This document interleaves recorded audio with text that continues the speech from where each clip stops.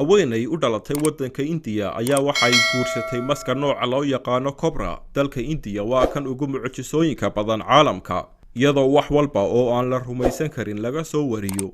dhacdadan oo tusaale u ah in waddankaasi India yahay wadamada ugu mucjisooyinka badan caalamka. Sida uu ku waramayo wargeyska Hindustan Times, haweenay 30 jir ah ayaa loo guuriyay mas cobre ah, kaas oo la sheegay in ay jeclayd muddo 3 sano ah.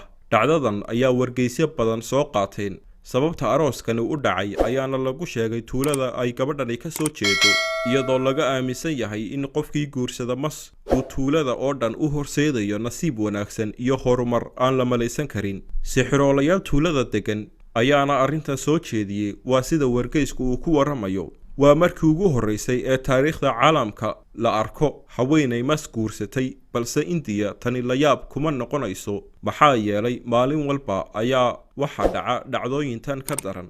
xafladda arooska ayaana sida la sheegay qaadatay muddo 1 saac ah, iyadoo ay ka soo qayb galeen dad gaadhaya 2,000 oo qof, kuwaas oo dhammaantood u yimiday in ay noqdaan dadka nasiibku saaciday.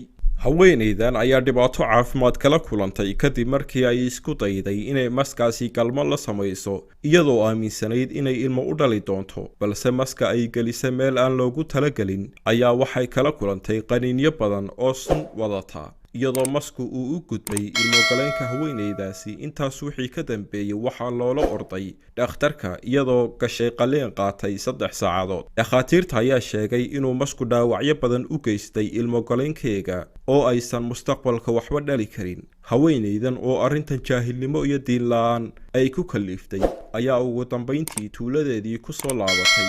fikirkii jaahilnimada ahaana uu ka baxay, iyadoo xabsiga loo taxaabay raggii sixiroolayaasha ahaa ee u qalqaaliyay haweenaydan inay guursato mas cobre ah.